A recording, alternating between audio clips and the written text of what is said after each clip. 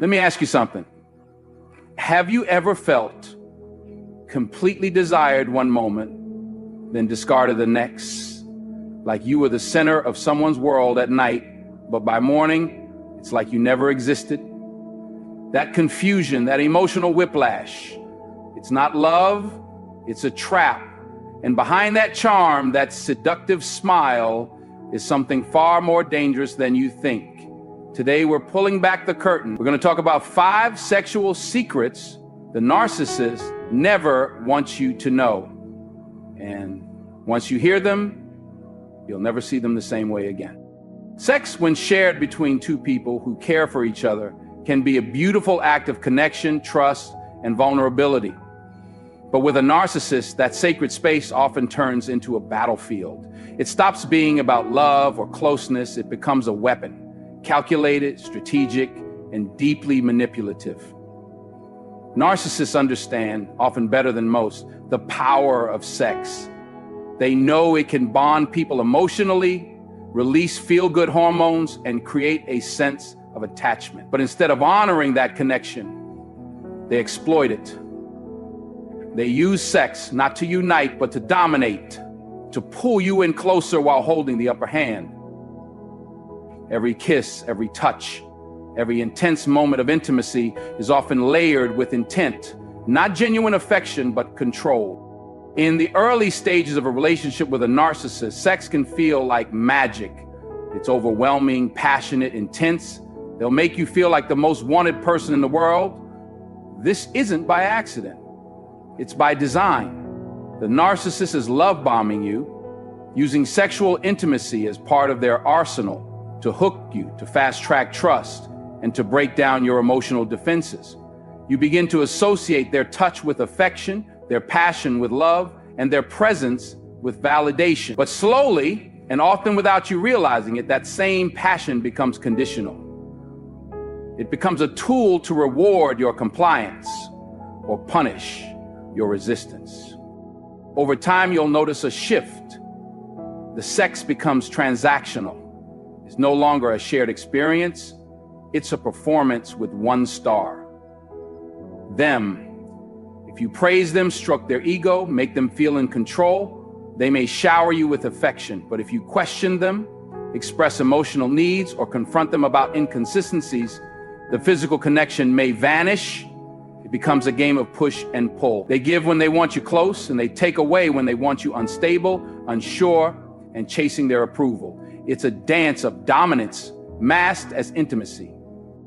Narcissists often use sexual behavior to manipulate your emotions. They know that after physical intimacy, people tend to feel more emotionally bonded. So they'll reinitiate sex after an argument, not out of regret or love, but because they want to reset your emotions and regain their position of power. It confuses the mind and softens the memory of their mistreatment. You start to feel conflicted. You wonder if maybe you overreacted, maybe they do care, but this is exactly how they maintain control. They don't need change, they use connection as their cage. What's more dangerous is the silence they can weaponize, the withdrawal. Suddenly they're distant, cold. They withhold affection, leaving you wondering what you did wrong. And just when you start to pull away, they come back with heat, more intense than ever. This cycle keeps you trapped, always trying to win back the version of them that never really existed. You chase the high they gave you at the beginning, not realizing it was a setup, a performance, one they never intended to sustain. All of this creates a deeply confusing and emotionally damaging experience. You start to associate love with instability, passion with pain, and intimacy with insecurity. That's the real power behind the narcissist's use of sex. It's not about the act itself. It's about the emotional chaos it creates. They don't want your heart, they want control over it. And they'll use your own desire for connection as the leash. When you first meet a narcissist, it can feel like stepping into a dream. The way they look at you, talk to you, touch you, it all feels electric, almost too good to be true. That's because it is too good to be true. Narcissists are experts in creating illusions, and one of their most powerful tools is love bombing. This tactic involves overwhelming you with affection, attention, flattery, and often intense sexual energy all aimed at getting you emotionally hooked fast. But beneath that passion, that urgency, that whirlwind romance, there is no genuine intimacy. It's a performance with a purpose. The narcissist is not connecting with you out of love. They're studying you, sizing you up, and figuring out exactly how to keep you dependent on them. During this phase, it's common to feel like you've found your soulmate. They mirror your values, echo your thoughts, and seem to know exactly what you need. They say all the right things, often speaking in terms of forever, of destiny, of fated love.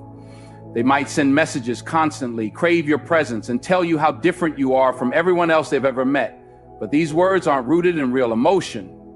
They're calculated to break down your boundaries. The narcissist wants you emotionally invested, and they know that by creating an intense early bond, they can bypass the normal stages of trust building and sweep you into vulnerability before you've even realized what's happening. Sex becomes a key ingredient in this illusion. It's often passionate, frequent, and seemingly full of emotion. They might speak about how connected they feel with you, how no one else ever made them feel this way, how the two of you have a rare, unmatched chemistry. But this sexual intensity is not a reflection of emotional depth. It's part of the manipulation. They use sex to cement the bond, to create a biochemical attachment. Oxytocin, dopamine, and endorphins surge, making you feel good, safe, and seen. You associate those feelings with them, and that association is exactly what the narcissist wants. The more you're emotionally attached, the easier you are to manipulate. As soon as they feel like they've secured you, emotionally, mentally, sexually, the shift begins. The effort drops, the compliments fade, the texting slows down, the passion that once felt overwhelming begins to vanish. Where they once praised your uniqueness, they now criticize your flaws. Where they once made you feel adored, they now make you feel confused. And when you question the change, they gaslight you. You're too sensitive. You're imagining things. I've just been busy. Their narcissist was never showing you their real self. They were showing you their real self. They were showing you their real self. They were showing you your real. They were showing you your. They were showing you your. They were showing you their.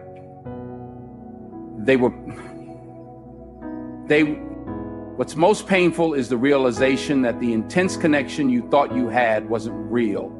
It was a hook, a trap, a carefully orchestrated act to get you invested before the narcissist revealed their true colors. And by the time they do, you're already emotionally tangled. You're already questioning yourself.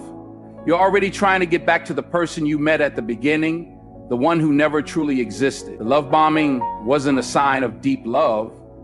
It was bait. And the narcissist knew exactly what they were doing when they offered it so freely. Narcissists are not drawn to relationships for the same reasons emotionally healthy individuals are. Where most people seek connection, understanding, and mutual growth, the narcissist is after something entirely different. Admiration.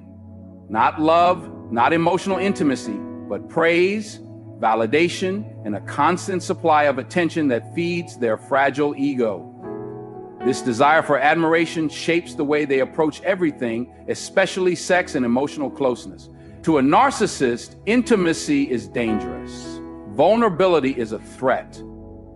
They fear being truly seen because beneath the confident mask they wear is deep insecurity, and they will do anything to keep that hidden. Sex with a narcissist may begin as an intense, consuming experience, but it's not about mutual pleasure or emotional closeness. It's a performance, one that centers entirely around them. If they are attentive in bed, it's usually because they want to be admired for their sexual prowess, not because they care about their partner's experience. They want to hear how amazing they are, how irresistible, how unforgettable. The moment the praise stops, or if the focus shifts away from them, they often become disinterested or even cold. Sexual connection, like every other form of attention in a narcissist world, is just another way to boost their sense of superiority. And once that purpose is served, the act itself loses value. What makes this dynamic even more painful is how the narcissist reacts when intimacy begins to shift into something deeper. Real emotional closeness requires openness, honesty, and reciprocity. Things a narcissist is either unwilling or unable to give. They'll pull away, emotionally detach, or even sabotage the connection. They may mock or belittle moments of vulnerability, using sarcasm or indifference to create distance. When you try to connect on a deeper level, to express your feelings, or to share something personal, they may dismiss it as weakness or make you feel like you're too much. This reaction isn't accidental, it's a defense mechanism. The narcissist cannot handle emotional exposure, so they devalue it, push it away, or flip the script to make you feel ashamed for seeking it. In many relationships with narcissists, the partner ends up feeling emotionally starved. You might be physically close, but emotionally, you're left in the cold. You might share a bed, but not a bond. You try to initiate conversations about feelings, connection, or emotional growth, and you're met with blank stares, evasive answers, or even ridicule. Over time, this lack of real intimacy creates confusion. You start to wonder why someone who once seemed so into you is now so distant. You begin to question whether you're asking for too much, being too needy, or expecting something that doesn't exist. But the problem isn't your need for emotional connection. The problem is that the narcissist never intended to offer it in the first place. The narcissist sees relationships as transactions, not emotional partnerships. They give just enough to keep you around, to maintain the illusion, and to ensure their source of admiration stays intact. But when the attention fades, when the spotlight dims, they'll often seek new sources of validation. It's not uncommon for narcissists to flirt with others, seek attention outside the relationship, or even create jealousy to stir up emotional drama, because anything that puts them back at the center feels like power. That's what they truly crave. So while you may long for connection, for warmth, for shared emotional experience, the narcissist isn't built for that. They don't want to be known. They want to be admired. And the more you try to draw closer, the more they retreat. Because intimacy demands authenticity, and that's a mask the narcissist is terrified to remove. Withholding affection is one of the most subtle yet powerful tools in the narcissist playbook. It isn't always loud or dramatic. It can come in silence, in absence, in a cold shoulder that makes the air between you feel heavy. It's the sudden shift from warmth to ice with no clear explanation, and it leaves you spinning, questioning what you did wrong. This is not a passive behavior, it's an intentional tactic. When a narcissist withholds affection, it's rarely because they've lost interest. It's because they want to destabilize you. They know you crave that connection, and by taking it away, they gain control. At the beginning of the relationship, they may have overwhelmed you with affection. Every text, every kiss, every gesture felt meaningful. It made you feel chosen, seen, adored. But once you're emotionally invested, they start to pull back.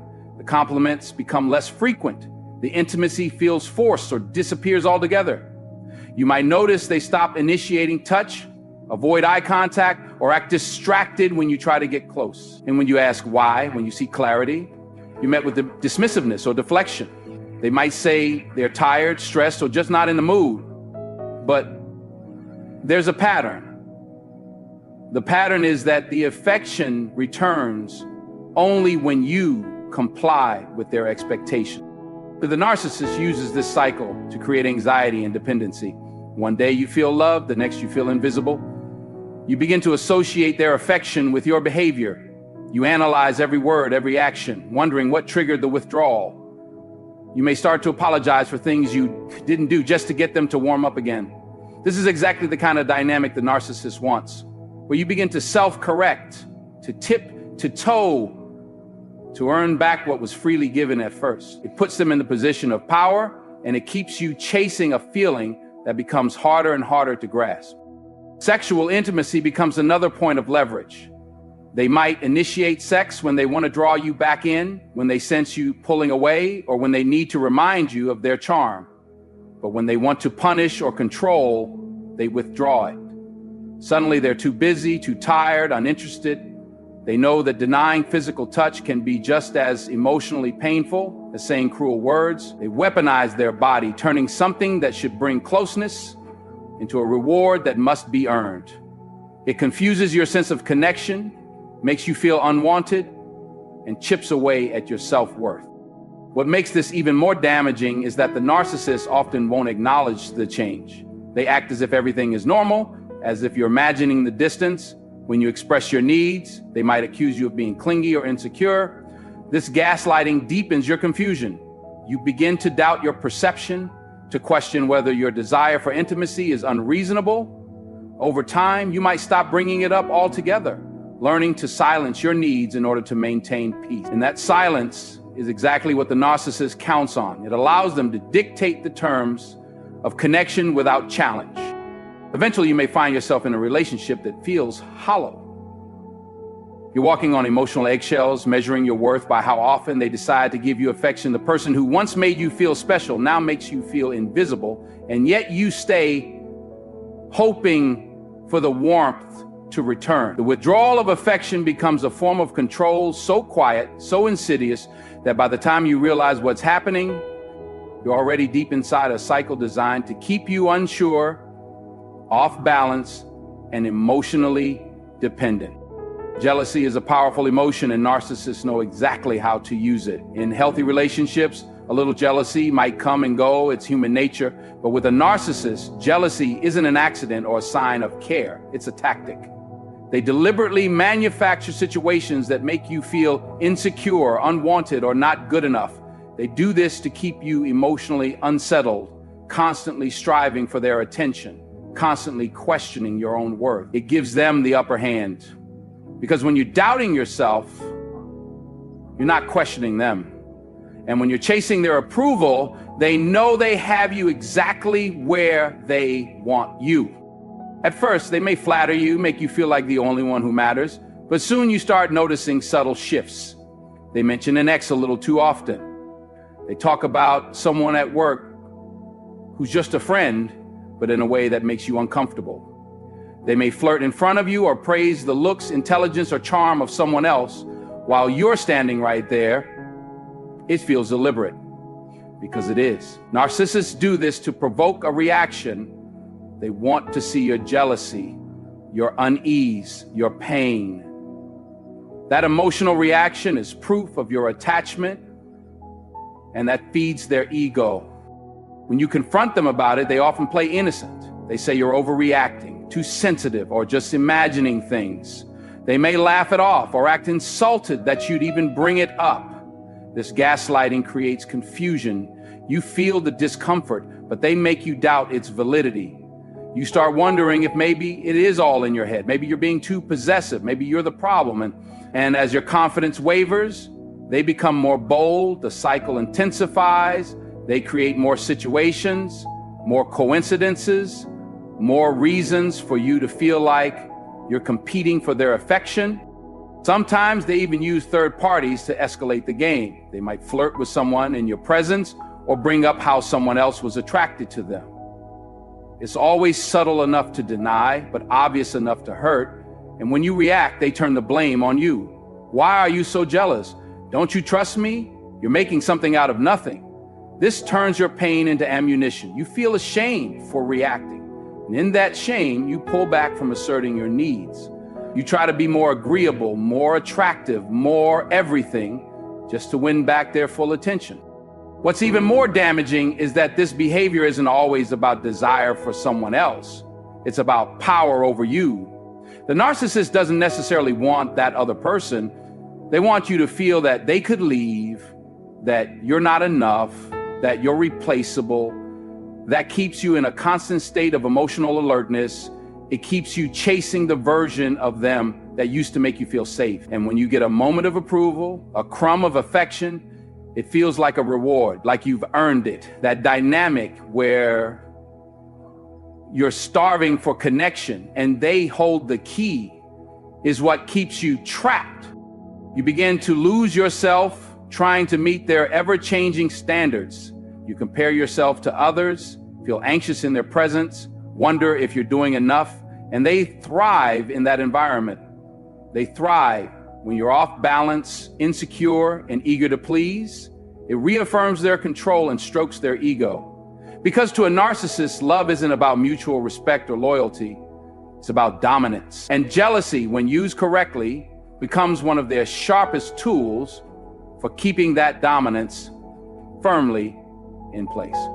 One of the most disturbing truths about narcissists is how easily they can disconnect emotionally, even after intense physical intimacy. You might think that sharing a bed, a night, or even a deep, vulnerable moment would mean something to them, that it would create a bond. But for the narcissist, that emotional connection doesn't exist the way it does for you. They can flip a switch. One moment they're warm, attentive, even seductive, and the next they're distant, cold, and uninterested. This emotional detachment is not just confusing, it's heartbreaking. Because while you were giving a part of yourself, they were simply using the moment for validation. It can feel like whiplash. The night before, everything might have felt perfect. They touched you like they needed you, whispered things that sounded like love, made you believe that something real was forming. But the next morning, they act as if none of it mattered. They avoid eye contact, barely speak, or act irritated by your presence. You're left trying to make sense of what happened. You ask yourself if you imagine the connection, you wonder if you did something wrong, but that coldness isn't your fault. It's part of the narcissist cycle. Emotional intimacy requires vulnerability and presence. Two things a narcissist runs from the moment they no longer serve their ego. To them, sex isn't sacred. It's not a pathway to deeper connection. It's a tool. Sometimes it's used to pull you back in after a fight.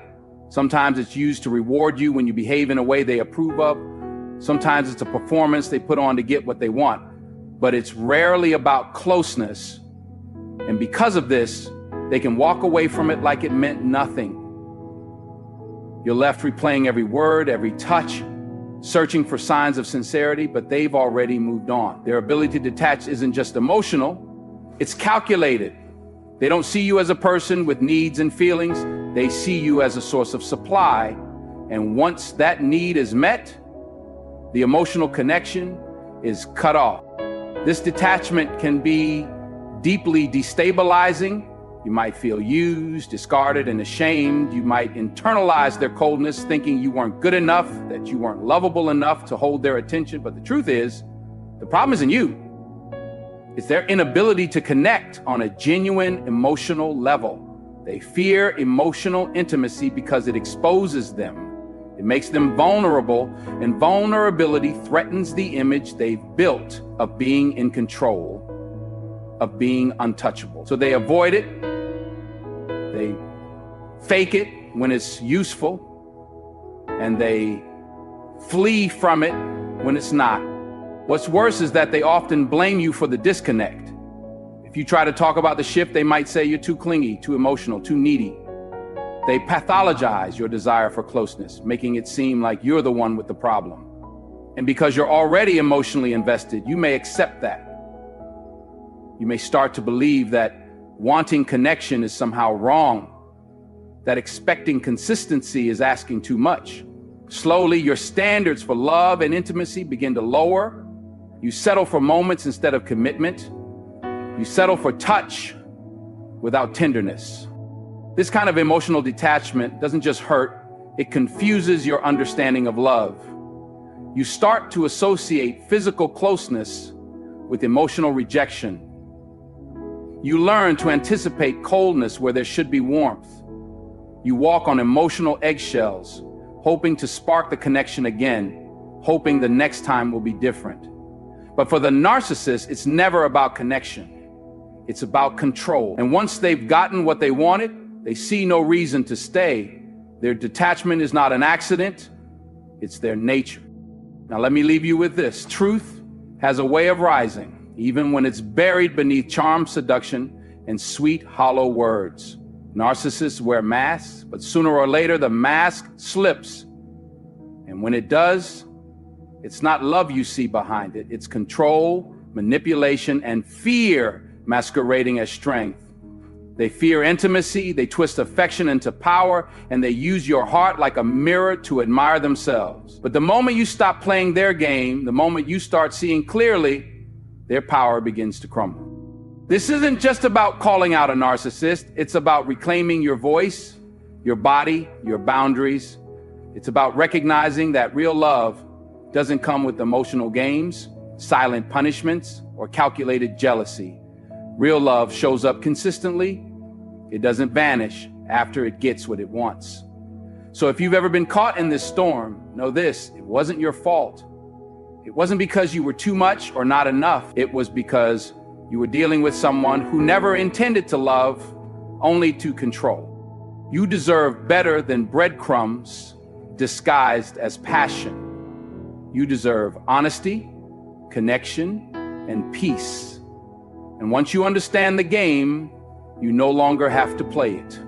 That right there is your freedom. And freedom, my friend, is something no narcissist ever wants you to find. But today you found it.